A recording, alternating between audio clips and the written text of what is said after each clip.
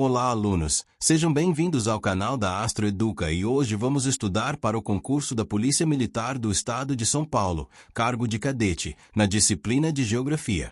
Neste estudo, vamos compreender como a relação sociedade-natureza organiza o espaço geográfico, como o capitalismo e a globalização estruturam desigualdades no mundo, e como o Brasil se formou territorialmente, se industrializou, se urbanizou e se regionalizou de maneira desigual e combinada. A relação sociedade-natureza.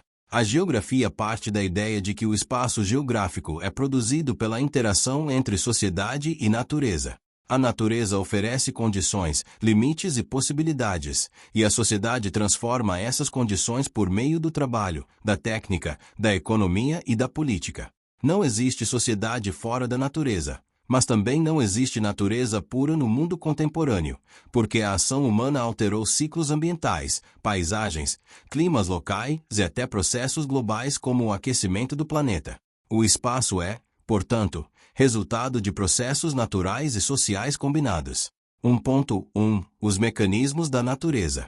Os mecanismos da natureza incluem os processos físicos e biológicos que moldam a Terra. Um primeiro conjunto são os processos geológicos, como o tectonismo, vulcanismo e abalos sísmicos, que criam e modificam relevo, placas e estruturas continentais.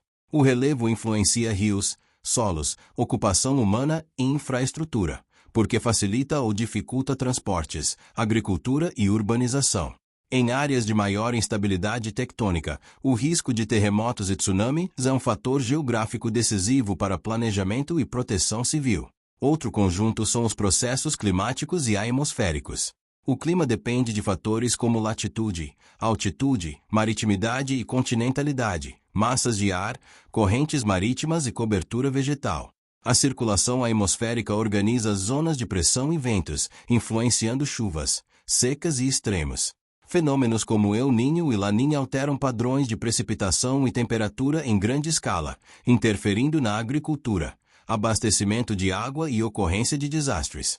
O ciclo hidrológico é outro mecanismo central: evaporação, condensação, precipitação, infiltração e escoamento.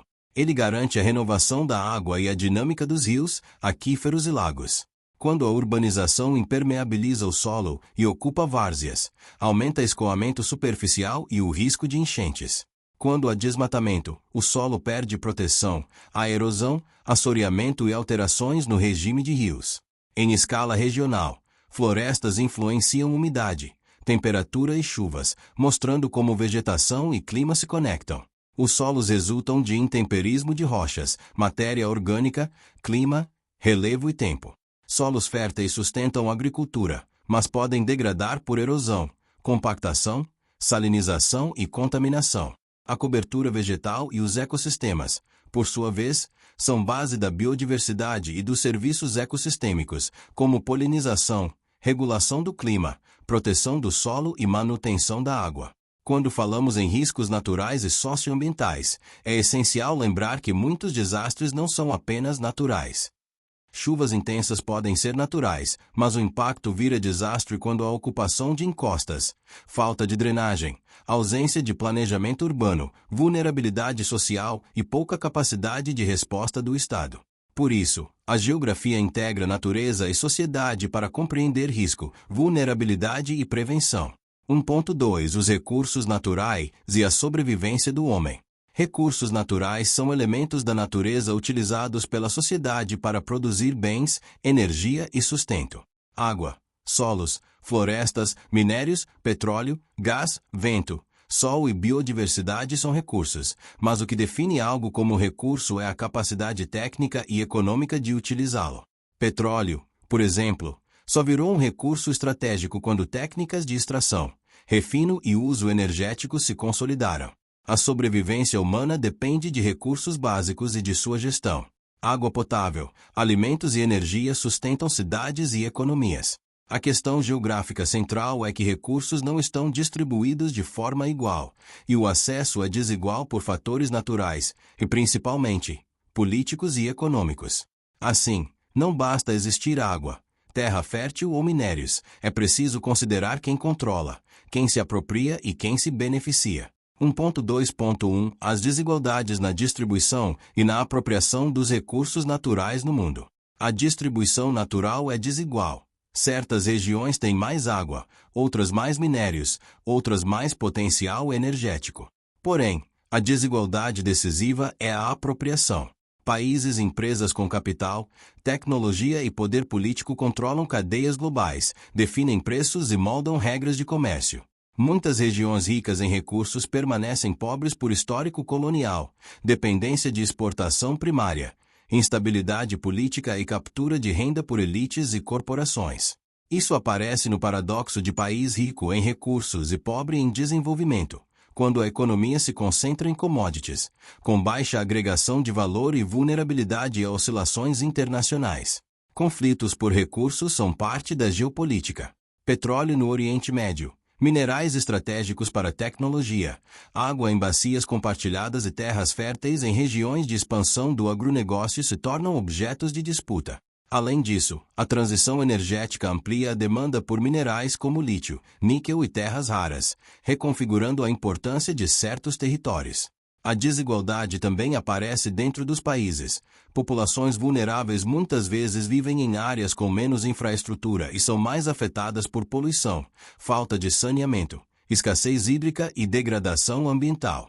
1.2.2 O uso dos recursos naturais e a preservação do meio ambiente.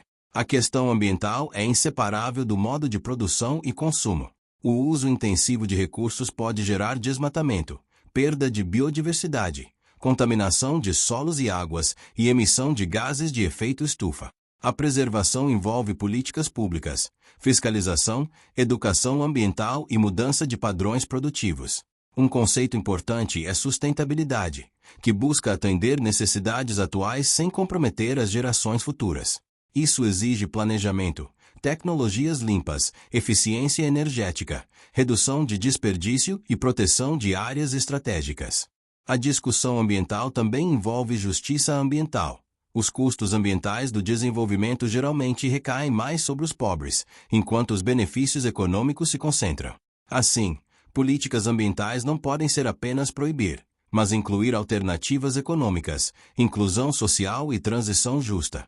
No Brasil, debate sobre Amazônia, Cerrado, Pantanal, recursos hídricos, energia e mineração mostram como preservação e desenvolvimento precisam de governança territorial e de decisões baseadas em ciência e em direitos.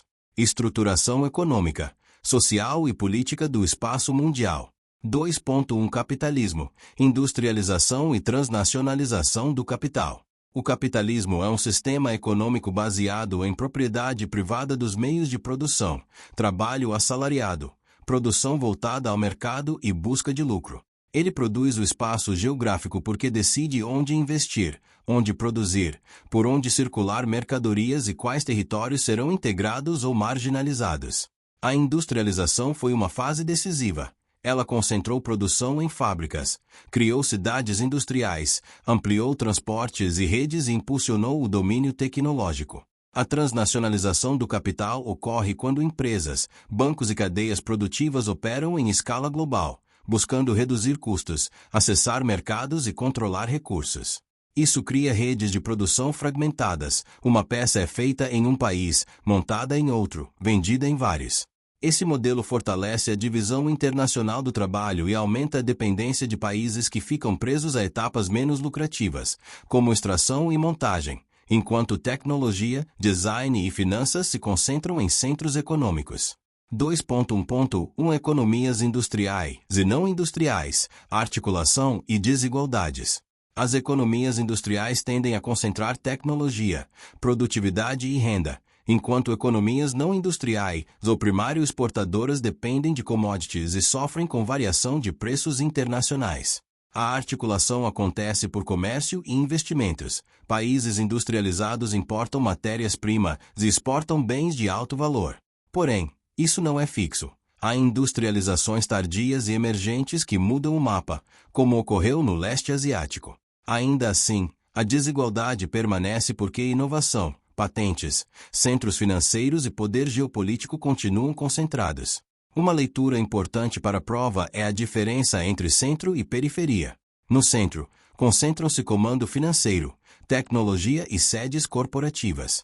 Na periferia, são comuns dependência externa, exportação de recursos e vulnerabilidade. Existem semi-periferias, países intermediários, com industrialização parcial e forte integração, mas ainda com desigualdades internas e limitações tecnológicas. 2.1.2 As transformações na relação cidade-campo. Cidade e campo mudaram profundamente. O campo não é apenas atraso e a cidade não é apenas progresso. O campo se modernizou com mecanização, biotecnologia, irrigação, logística e empresas agrícolas, gerando agronegócio e integração aos mercados globais. Ao mesmo tempo, a modernização pode expulsar trabalhadores, concentrar terra e ampliar conflitos.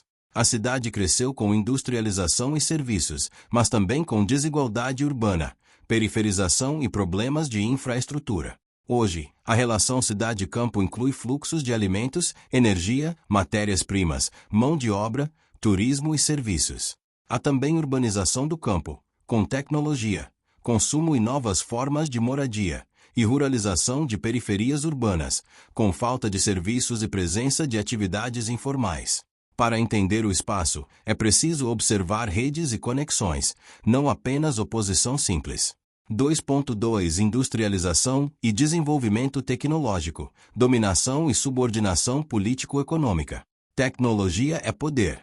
Quem domina a tecnologia controla produtividade, armamentos, comunicações, dados e inovação. Isso cria subordinação quando países dependem de importação de máquinas, softwares, patentes e conhecimento. A dependência tecnológica limita a autonomia econômica e pode impor condições políticas. Por isso, industrialização e ciência são estratégias de soberania, mas exigem investimento, educação e planejamento. O desenvolvimento tecnológico também reorganiza trabalho. Automação, robotização, inteligência artificial e digitalização aumentam eficiência, mas podem precarizar empregos, polarizar salários e excluir grupos sem qualificação. Em escala mundial, países com educação e infraestrutura digital avançam mais, enquanto outros ficam presos a setores de baixa produtividade. 2.3 O papel do Estado e as organizações político-econômicas na produção do espaço. O Estado produz espaço por leis, investimentos, infraestrutura, políticas industriais, tributação e planejamento territorial. Rodovias, ferrovias, portos, energia, saneamento e telecomunicações são decisões políticas que direcionam desenvolvimento. O Estado também regula propriedade, uso do solo, proteção ambiental e direitos sociais. Em muitos períodos, o Estado foi decisivo para a industrialização, como nos modelos de substituição de importações e em políticas de desenvolvimento. Organizações político-econômicas moldam o espaço global. Blocos econômicos como União Europeia, USCA, Mercosul e acordos regionais criam mercados integrados, padronizam regras e aumentam fluxos. Organizações como o FMI, Banco Mundial e OMC influenciam políticas econômicas e comércio. A OPEP interfere na oferta e preço do petróleo, com impacto global. Em geopolítica recente, alianças e disputas comerciais também moldam cadeias produtivas e investimentos. 2.4 Fundamentos econômicos, sociais e políticos da mobilidade espacial e do crescimento demográfico. Mobilidade espacial é migração, deslocamento e circulação. As causas são múltiplas: busca de trabalho, fuga de guerras, crises ambientais, perseguições, projetos familiares, estudos e redes migratórias. A migração interna, do campo para a cidade, foi decisiva no século XX e ainda ocorre, mas hoje é também migrações entre cidades, retorno ao interior e movimentos pendulares diários.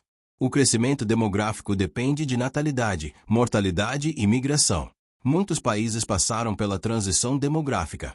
Primeiro reduz mortalidade com medicina e saneamento, mantendo natalidade alta, gerando crescimento acelerado. Depois reduz natalidade, estabilizando população e aumentando o envelhecimento. Países desenvolvidos tendem a envelhecer, com desafios previdenciários e de mão de obra. Muitos países periféricos ainda têm crescimento maior e grande proporção de jovens, o que pode ser oportunidade se houver educação e emprego, ou risco de instabilidade se houver exclusão. 2.5 A divisão internacional e territorial do trabalho. Divisão internacional do trabalho é a especialização de países e regiões em certas atividades. Historicamente, colônias produziram matérias-primas, metrópoles produziram manufaturas. Hoje, a divisão se sofisticou. Um país pode exportar tecnologia e também importar componentes, e a produção ocorre em redes globais. Mesmo assim, a hierarquia continua. Controle de finanças, patentes e design gera maior valor. A divisão territorial do trabalho dentro de um país também ocorre. Regiões concentram indústria, outras agricultura, outras serviços e tecnologia, criando desigualdades regionais. 2.6 O fim da Guerra Fria, a desagregação da URSS e a nova ordem econômica mundial. O fim da Guerra Fria, com a crise e dissolução da URSS em 1991, encerrou a bipolaridade Estados Unidos-URSS e abriu uma fase de hegemonia norte-americana e expansão do neoliberalismo, com abertura comercial, privatizações e globalização financeira. A nova ordem econômica mundial intensificou fluxos de capitais e a integração produtiva, mas também ampliou vulnerabilidades, crises financeiras, aumento de desigualdades e concentração de riqueza. Ao mesmo tempo, emergiram novos polos. A China se tornou potência industrial e tecnológica, alterando o comércio e a geopolítica. A multipolaridade se fortalece, com disputas por tecnologia, energia e influência regional. A globalização atual é marcada por cadeias globais, mas também por tensões, protecionismo seletivo e busca por autonomia estratégica em setores críticos. O processo de ocupação e produção do espaço brasileiro. 3.1 A formação territorial do Brasil e sua relação com a natureza. O Brasil se formou territorialmente a partir da colonização portuguesa, inicialmente concentrada no litoral, com economia voltada à exportação. A ocupação avançou para o interior por atividades como pecuária, bandeirantismo, mineração, posteriormente, expansão agrícola e integração por infraestrutura. A natureza influenciou a ocupação. Rios e relevos orientaram caminhos. Solos e clima favoreceram ciclos econômicos. Florestas e biomas impuseram desafios e riquezas. A diversidade ambiental brasileira é um fator central. Amazônia, Cerrado, Caatinga, Mata Atlântica, Pantanal e Pampa têm climas, vegetações, solos e dinâmicas diferentes. A ocupação histórica gerou desmatamento intenso na Mata Atlântica. Mais recentemente, pressão sobre Cerrado e Amazônia. A relação com a natureza envolve conflitos entre conservação, agronegócio, mineração, energia e povos tradicionais, como indígenas, quilombolas e ribeirinhos. 3.2 O processo de industrialização brasileira e a internacionalização do capital. A industrialização brasileira se acelerou a partir do século XX, com maior força a partir de 1930, por substituição de importações, crescimento urbano e ação do Estado. O Sudeste, especialmente São Paulo, concentrou indústria por infraestrutura, mercado consumidor, mão de obra, capital e logística. A industrialização gerou urbanização intensa, mas também desigualdade social e regional. A internacionalização do capital no Brasil ocorreu com a entrada de multinacionais, investimentos externos e integração a mercados globais.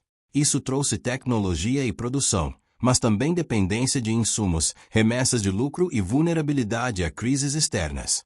O país alternou fases de proteção e abertura, e hoje a indústria enfrenta desafios de competitividade, inovação, logística e inserção em cadeias globais de valor. 3.2.1 Urbanização, metropolização e qualidade de vida. O Brasil se tornou majoritariamente urbano. Urbanização é crescimento de população urbana.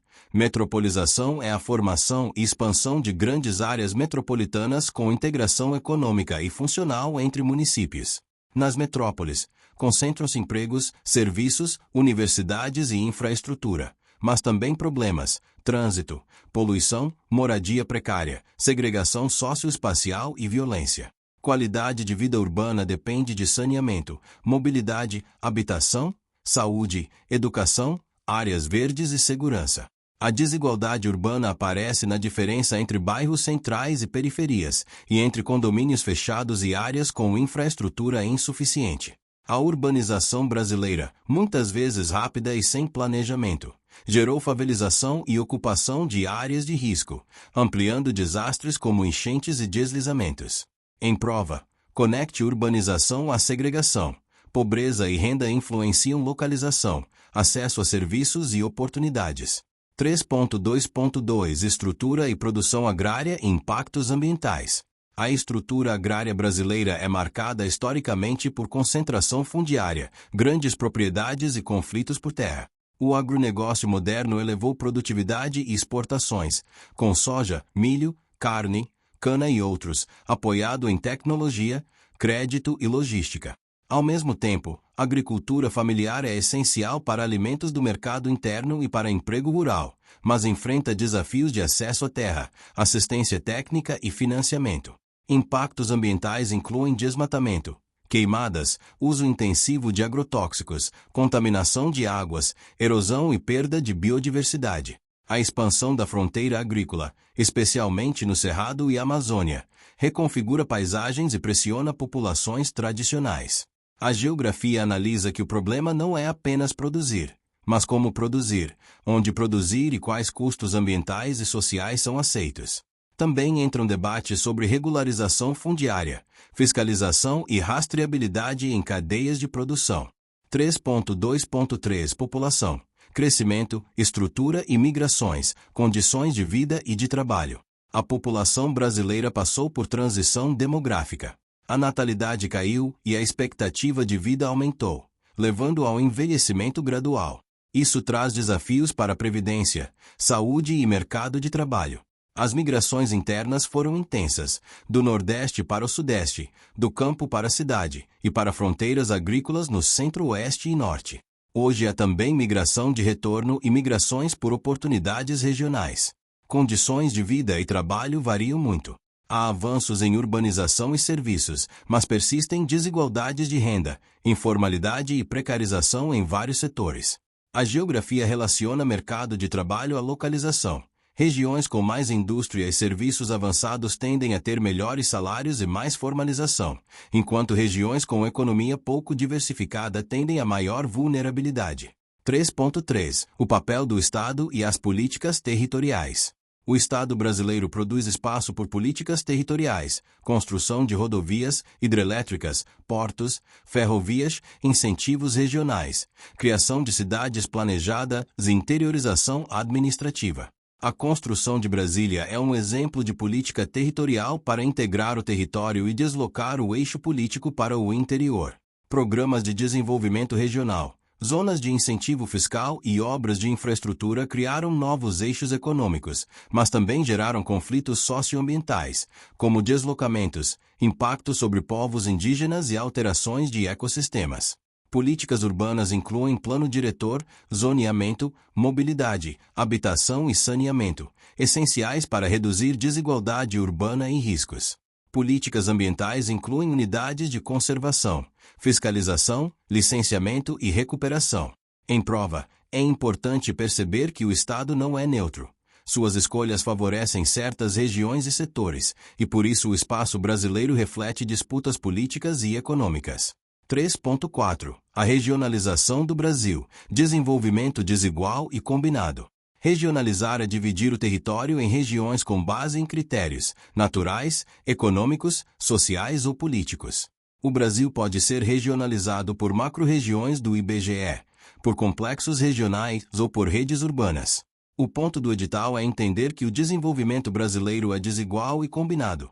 Desigual porque há concentração de renda, infraestrutura e indústria em certas áreas. Combinado porque o moderno e o atrasado coexistem, com alta tecnologia em alguns setores e precariedade em outros, tanto no campo quanto na cidade.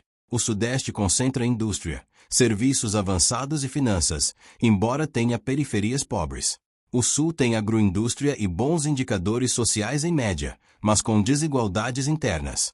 O Nordeste possui grandes centros urbanos e polos industriais e turísticos, mas ainda enfrenta desigualdades históricas e vulnerabilidade hídrica em áreas semiáridas. O Norte tem fronteira econômica, recursos naturais e desafios de infraestrutura e preservação. O Centro-Oeste se destaca pelo agronegócio e por cidades em crescimento. Em São Paulo, a metrópole concentra comando econômico e uma rede urbana complexa, Mas o interior também tem polos industriais e agrícolas, evidenciando como a regionalização se dá em múltiplas escalas. Para fechar, uma chave de prova: geografia quase sempre cobra relação. Relacione natureza com sociedade, recursos com desigualdade, industrialização com urbanização, tecnologia com poder, Estado com território, migração com economia e regionalização com desenvolvimento desigual. Quando você fizer uma questão, pergunte sempre: qual processo está produzindo esse espaço? Quem se beneficia? Quem é excluído e quais são as consequências ambientais e sociais?